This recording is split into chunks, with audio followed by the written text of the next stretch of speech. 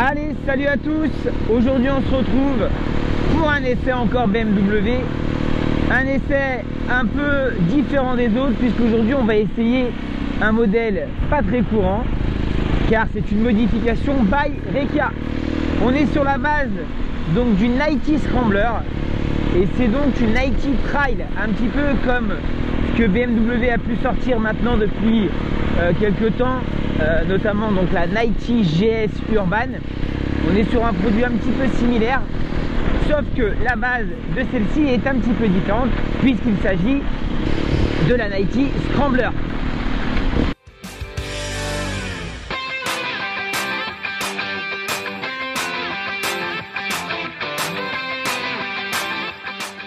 Alors, pour commencer au niveau modification, les premières qui ont été faites sur cette 90 Trail, c'est les modifications apportées au niveau de la suspension.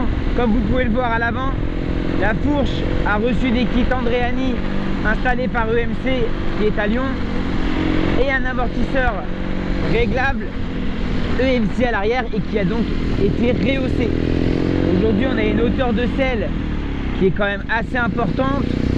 On doit avoisiner, car je ne l'ai pas officiellement, mais on doit avoisiner les 880 de haut.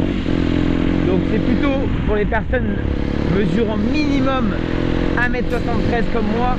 Je touche vraiment limite sur la pointe des pieds. Donc moi ce que j'ai fait, c'est j'ai réduit un petit peu la précharge, histoire que la moto, une fois montée dessus, se tasse un peu. Et voilà. Je pense qu'après on peut modifier la suspension pour être à un poil plus bas pour les personnes un peu plus petites. Sinon, le 1200, eh ben écoutez, comme d'hab, hein, le flat twin de chez BM est juste magique.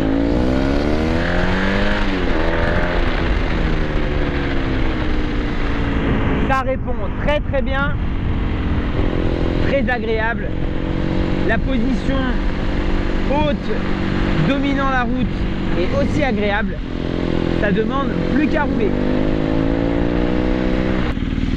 Cette 90 Trail, pour garder son look donc trail, reçoit des pneus TKC 80, donc vraiment typés chemin.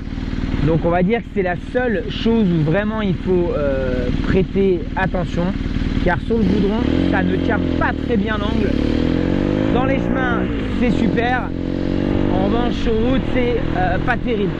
Et alors dès qu'il se mettra à pleuvoir, il faudra être plus que vigilant.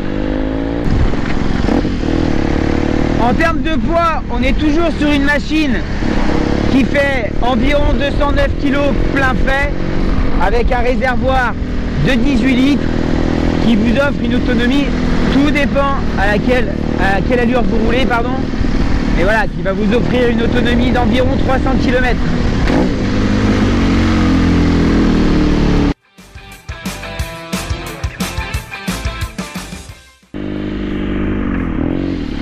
Le moteur de ce 1200 est juste magnifique, il lui va à merveille. Nous avons la moto qui a été équipée d'un GPS que je n'ai pas embarqué avec moi, comme vous pouvez le voir ici.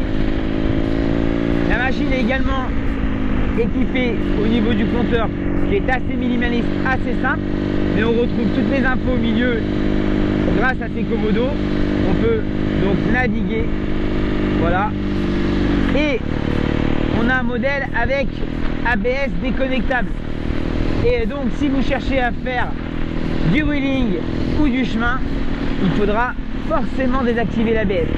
Car là aujourd'hui, dès que la moto va avoir tendance à cabrer, l'ABS va reprendre le dessus et automatiquement coupera les gaz.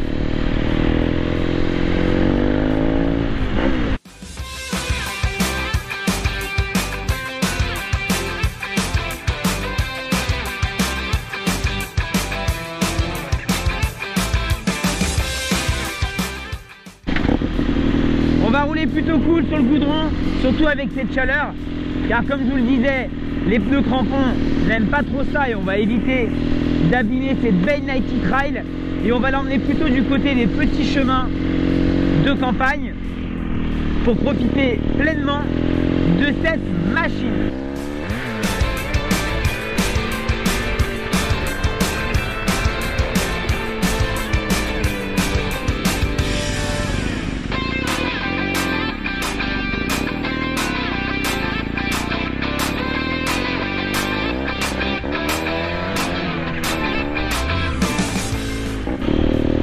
Voilà l'avantage une nouvelle fois de cette Nighty Trail, de la petite balade du dimanche et aussi bien de la ville pour aller au boulot.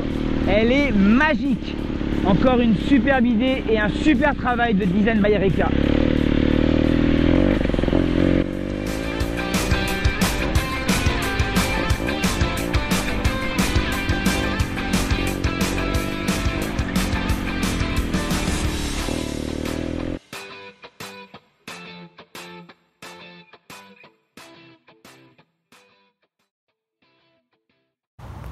Place à notre présentation donc de notre Nighty Trail Design by Reka.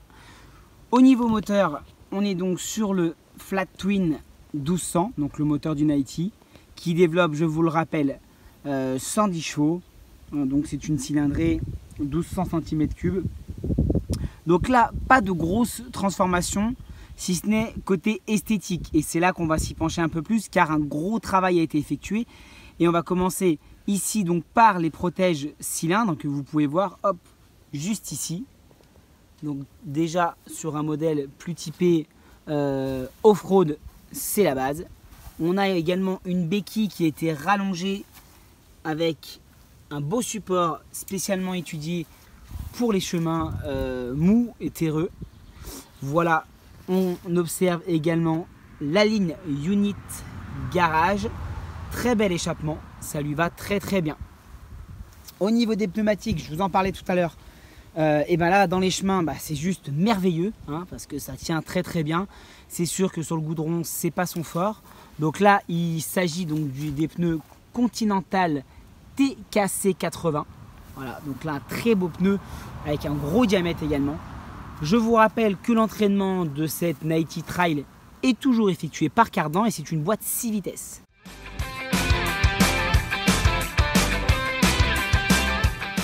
Je vous laisse l'admirer, le travail effectué sur cette Nighty Trail, à commencer par cette sublime selle bleue qui s'accorde parfaitement à cette peinture complète qui a été effectuée pour rappeler les années 90.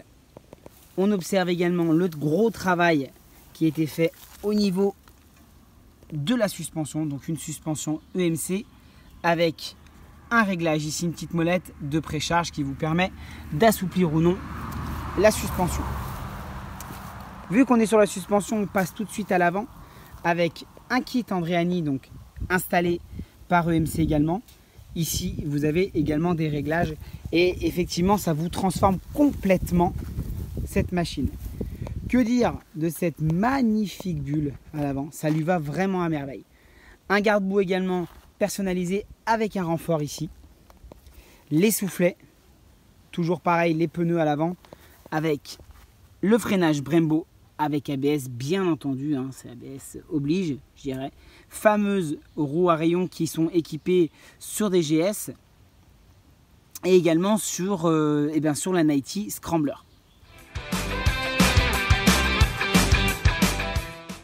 Côté préparation, on ne s'arrête pas uniquement ici car on a beaucoup de petits détails fidèles à Design by Reka. On est toujours dans les petits détails et la subtilité, comme ici les clignotants en embout de guidon, ce très beau phare à LED à l'arrière qui garde une homogénéité dans la ligne de cette Nighty Trail. Le cache latéral ici a été modifié car habituellement la Nighty reçoit une prise d'air directement. Donc là on a enlevé ce côté physique prise d'air pour laisser place plus au réservoir.